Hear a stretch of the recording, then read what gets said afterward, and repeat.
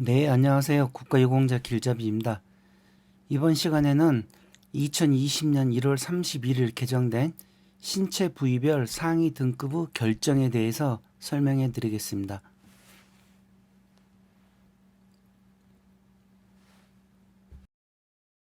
자료의 양이 너무 방대하여 다운로드하는 방법을 가르쳐 드리겠습니다.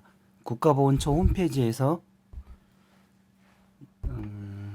민원 참여를 클릭을 하시면 중간쯤에 신체검사 제도 안내라는 게 있습니다.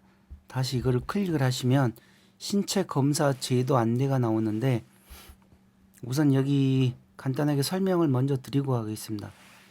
신체검사 제도 안내, 상위 등급 분류 제도, 그 다음 상위 등급 구분 신체검사, 장애 등급 구분 신체검사, 상위 등급 및 장애 등급 이렇게 해서 상위 등급이 1급부터 7급까지 있고 장애 등급은 고도, 중등도, 경도 이렇게 나와 있습니다. 그리고 여기 보시면 이제 다운로드 하는 내용들이 있거든요. 신체 부위별 상위 등급 결정을 다운로드 받아 가시고 보시면 제가 이제 설명하는 거를 빨리 이해하실 수 있습니다. 그러기 전에 우리가 신체 검사를 받을 때 신체 검사 대상이 있습니다. 국가유공자를 등록하고 제일 처음에 신체 검사 받은 걸 갖다가 신규 신체 검사라 그러고 다시 거기에 대해서 이유를 제기하여 다시 신체 검사를 받는 걸 갖다가 재심 신체 검사라 그럽니다. 그런데 신규나 또는 재심 신체 검사에서 등급 판정을 받지 못한 사람이 2년이 지난 후에 또는 상위처의 재발 또는 악화 시에 다시 보훈지청장에게 재확인 신체 검사를 신청하여 신체 검사를 받을 수가 있습니다. 이거는 간단하게 말하면 국가유공자나 보훈보상 대상자가 되지 않은 분들이 다시 나를 재확인시켜달라 하는 그런 내용의 신체 검사고, 재판정 신체 검사란 이미 상위 군경으로 등록되어 보상을 받고 있는 사람이 최종 상위 등급의 판정을 받은 날로부터 2년이 경과하거나 상위처의 재발 또는 악화 시 추가 상위처 인정 시에 관할 보훈지청장에게 재판정 신체검사 신청서를 제출하여 수검받는 신체검사입니다. 이것 또한 간단하게 이야기해 드리면 기존에 7급을 받고 계시던 분들이 기존의 상위처를 만약에 내가 더 수술을 해서 상태가 더 심해졌다든지 그럴 경우에 다시 재판정 신체 검사를 받아서 그 위 상위 등급으로 한 단급 올라갈 수가 있는 거죠. 그럴 때 받는 게 재판정 신체 검사입니다. 자, 그러면 상위 등급 심사 내용은 신청인이 신청서를 보훈지청에 접수를 하면 보훈병원에서 신체 검사를 실시하여 다시 보훈지청으로 그 심의 결과를 통보하고 다시 보훈지청에서는 민원인에게 몇 급의 결과가 나왔다는 결과 통지를 하는 겁니다. 네, 다운로드 받으신 걸로 알고 간단하게 설명하고 넘어가겠습니다. 신체 부위별 상위 등급의 결정, 이 내용이 아주 중요합니다. 신체 검사 받을 때 이 내용을 알고 있으면 거기에 맞춰서 준비를 할 수 있기 때문이죠. 총 페이지 수가 34페이지나 나오는 아주 많은 양입니다.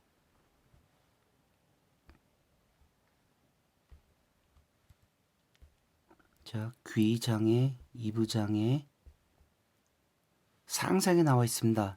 이 전번 영상에 비해서 아주 상세하게 나와 있기 때문에 이거를 잘 참고하셔야 됩니다.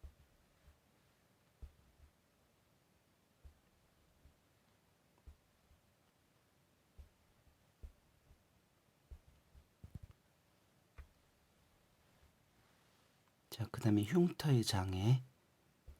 흉터는 크기가 얼마냐에 따라서 상위 등급이 나눠지는 겁니다.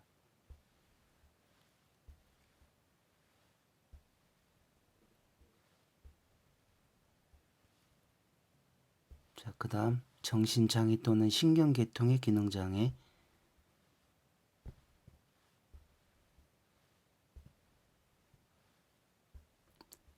복합부위 통증 증후군도 있습니다.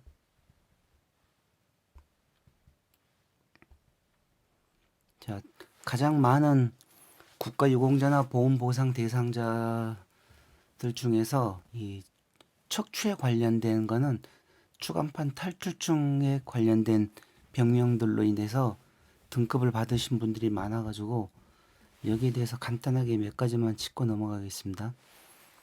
척추 골절로 인하여 척추의 기형 또는 기능 장애가 남은 동시에 척수 손상으로 인하여 다른 부위에 기능 장애가 남는 경우에는 이를 종합하여 등급을 결정한다.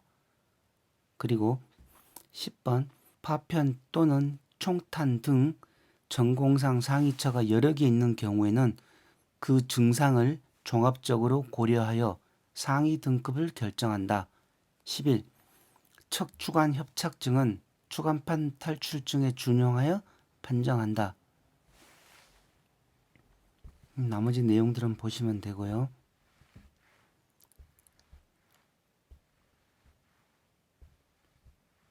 자, 대부분 6급, 7급인 분들이 많죠. 여기는 정신장애, 신경장애고요. 자, 5번 흉복기 장기 등의 장애.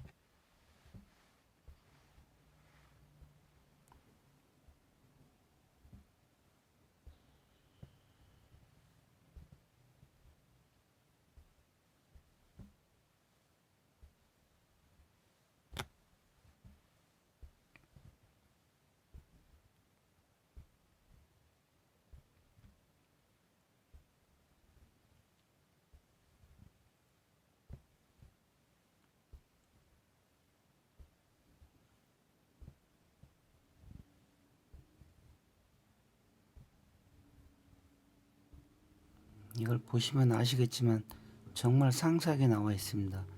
그래서 예를 들어서 6급 이항 5205 전립선암 진단 후 치료 중이거나 치료 후 경과를 관찰 중인 사람은 6급 이항에 적용되는 것입니다.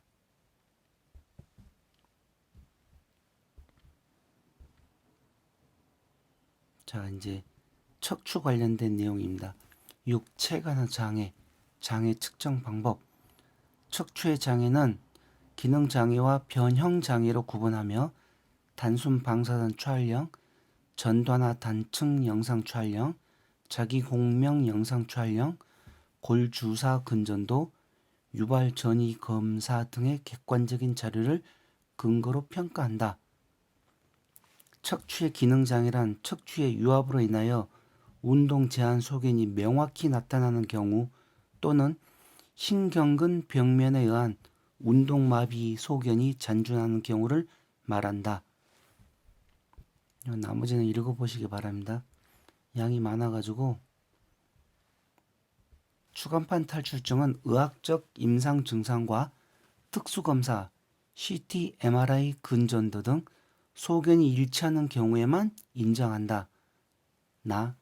추간판 탈출증에 대한 상위 등급은 수술 등 가능한 모든 치료에도 불구하고 후유 증상이 지속되는 경우에 그 후유 신경 증상에 따라 결정한다.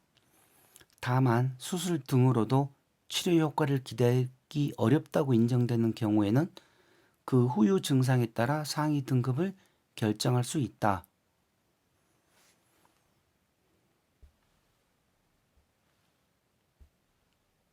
자, 이거 저번 영상에서도 말씀드렸었는데 그전에는 3급이 있었거든요.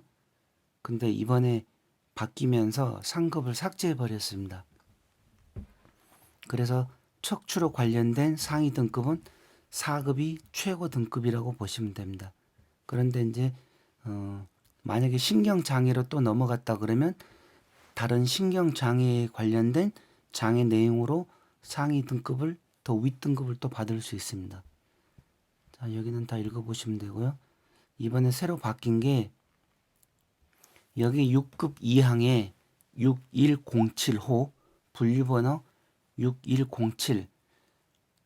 기존에 있던 거는 2번 척추체 골절이나 인대 손상으로 척추 고정술을 포함한 적극적 치료 후에도 정상 운동 범위의 10% 이상, 30% 미만의 제한이 있는 사람이 6급 이항이었었는데 올해는 신설이 된 게 1번과 3번입니다. 1번 2개 이상의 추체 간의 추간판 탈출증에 대한 수술을 하고 연속적인 2개 분절 이상의 추체 간 유압술을 시행한 사람으로서 신경 증상이 지속되는 사람. 3번 추간판 탈출증에 대한 수술 등 치료에도 근전도 이상 소견과 뚜렷한 운동 마비 그레이드 3 이하가 있는 사람. 그렇게 해서 신설되었습니다. 자, 나머지는 차근차근 보시면 되고요. 7. 팔 및 손가락의 장애.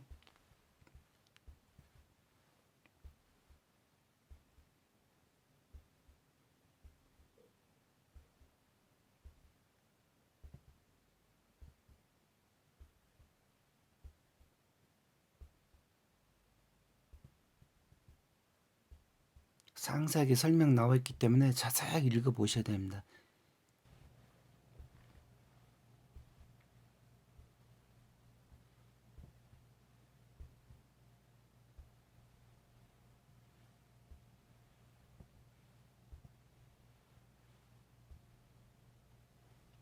자, 여기까지가 마지막이네요. 34페이지까지. 자, 그러면 다른 내용으로 또 넘어가겠습니다. 네, 이 자료는 국가보훈처에서 해명 자료로 발표한 내용입니다. 상위 등급 기준 개선안은 명확한 장애 측정 방법과 기준을 통해 판정 결과에 대한 논란을 최소화하기 위함입니다 하면서 유공자는 세금 도둑인가 거꾸로 가는 보훈정책 국민일보 20년 1월 20일자에 대한 해명 자료입니다.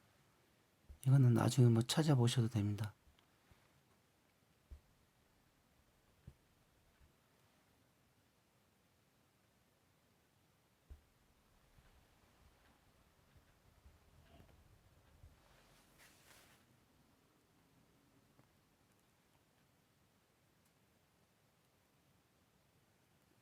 제일 마지막 개정안 적용 및 이전 등록자 관련이 있습니다. 이 내용은 아울러 이번 개정안은 2020년 2월 1일 신체 검사를 받는 사람부터 적용하며 이전에 국가유공자로 등록된 분들이 판정받은 등급은 그대로 인정됩니다. 이렇게 나왔거든요. 물론 재판정 신체 검사를 할 경우에는 다시 새로운 신규 법이 적용되는 겁니다. 이상으로 신체 부위별 상위 등급의 결정에 관한 내용을 알아보았습니다. 감사합니다.